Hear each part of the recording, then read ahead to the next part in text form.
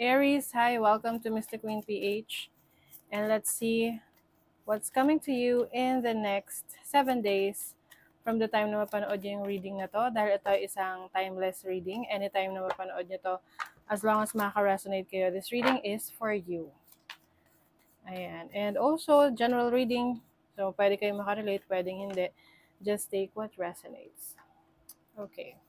We have owl. Okay, yung owl is about knowledge. So, pwedeng yung iba sa inyo, you are learning something, meron kayong minamaster, meron kayong pinag-aaralan. This is also about clarity. So, in the next 7 days, magkakaroon ka ng clarity, kaliwanagan sa mga bagay na nagugulumihanan ka or nalilito ka.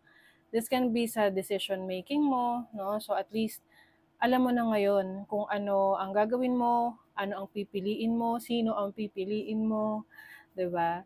Ayan, it's also a message, no? Maaring meron kang message na marireceive in the next 7 days na yung message na yon ay magbibigay sa'yo ng clarity na, okay, kaya ito na yung pipiliin ko, ito na yung gagawin ko.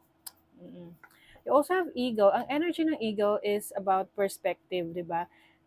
Yung eagle, pag lumipad, mataas. Mataas yung lipad niya. So, ibig sabihin nun, mas malawak yung kanyang perspective. So, yung iba sa inyo, mas nagiging malawak yung pananaw nyo sa buhay. Marami na kayong nare-realize, naiintindihan, na maaring may mga bagay na hindi nangyayari dahil hindi para sa inyo, or kaya to nangyayari kasi kailangan meron kayong matutunan na lesson. So, the eagle is about your strength, no? Pagiging malakas, matatag, kahit may mga pagsubok. Kasi alam nyo, normal naman ang pagsubok sa buhay eh. Normal yung pagsubok sa buhay. Ang importante is, may lakas ka. You have the confidence, no? To harapin yung mga pagsubok na yan. Okay? So, let's see ano pa. For Aries, next 7 days. Next 7 days. The Six of Pentacles is your overall energy. So, meron ditong balance in your finances, in your resources. Maaring yung iba sa inyo, finally, naaayos nyo na yung cash flow ninyo, yung pasok ng pera, labas ng pera. Some of you, maaari rin kayong merong tutulungan na, someone na nangangailangan and you feel like you have to share your blessings. Some of you naman, kung kailangan nyo ng tulong, meron kayong marireceive na tulong. And I think isa rin to sa mga pinag-iisipan nyo or pinagdedesisyonan nyo kung saan nyo gagamitin yung resources nyo, yung pera nyo, yung knowledge nyo, yung skills ninyo. So finally, you are makakapag-desisyon ka na. Kung sino ang nararapat or saan mas nararapat mong ibigay yung energy mo, yung attention mo, yung resources mo. Now, your challenge is the King of Pentacles.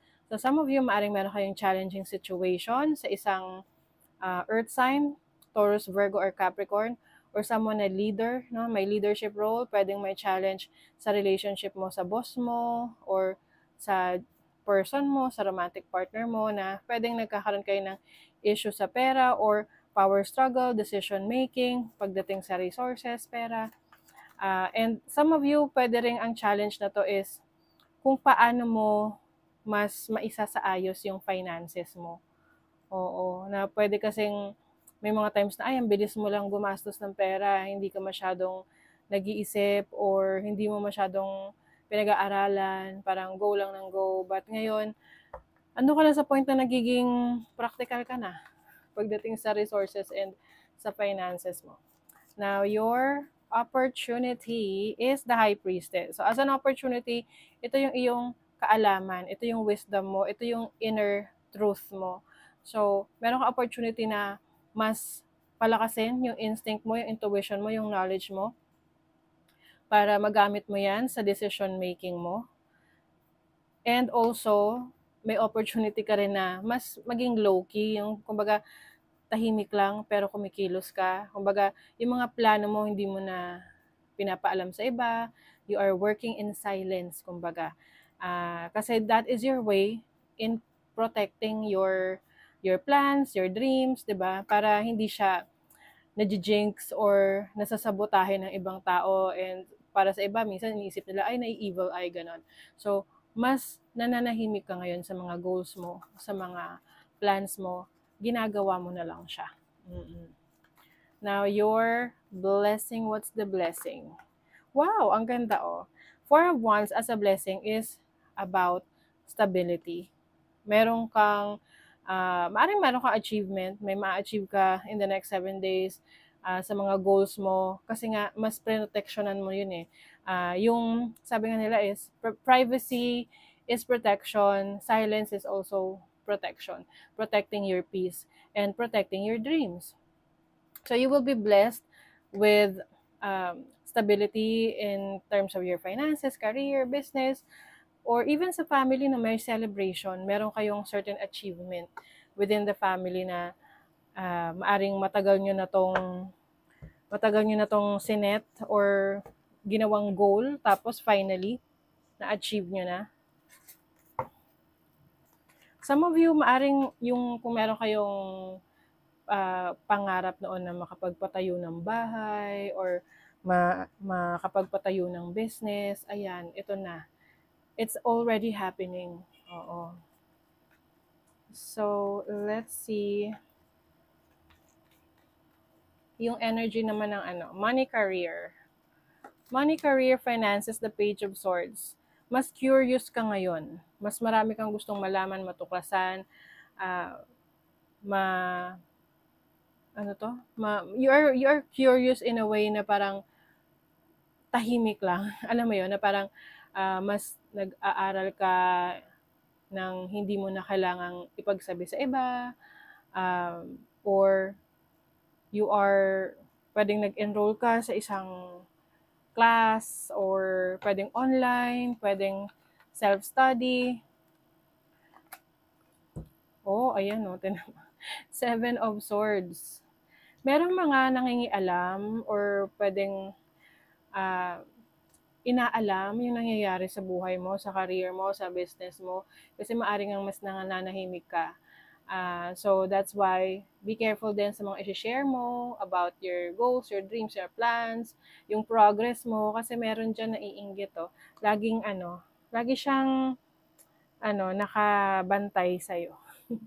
Laging nakabantay sa mga pinopost mo, sa updates mo.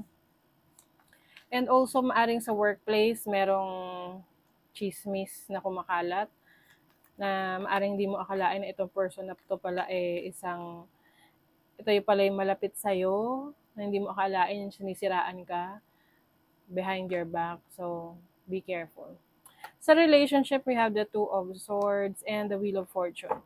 Some of you wants to move on. No? Gusto niyo nang umalis sa situation na meron kayo ngayon, especially kung ito ay hindi na masaya, toxic na.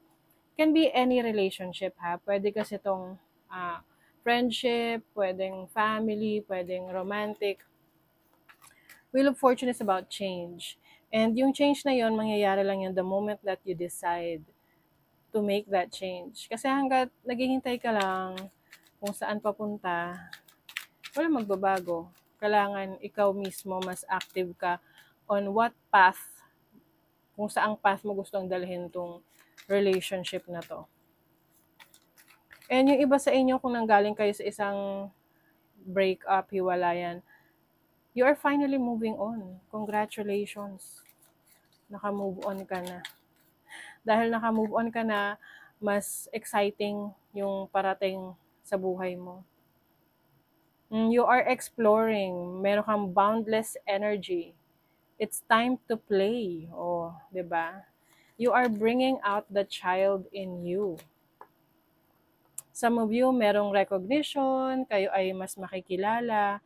Maaring kung kayo ay content creator, social media influencer, maaring mas magbo-boom yung inyong career, magkakaroon kayo ng viral videos, mas focus ka ngayon sa goals mo, and you will be center of attention. Ayan. Also, meron ditong sword and scales. This is about the truth, justice, about legal matters. So, maaring meron kang kailangan ring ayusin. related sa legal matters in the next 7 days. Pwedeng mga paperworks, documentation na kailangan mong i-process. Lighten up. Oh, ayan. Lighten up daw. Huwag masyadong parang sabi nga, don't take life too seriously, 'di ba? So, have fun, go out, enjoy, ano ka rin, detox.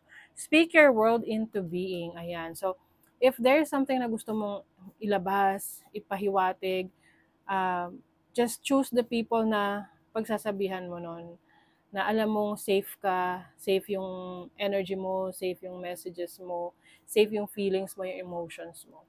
Okay, so that is your reading, Aries. Thank you so much. See you again.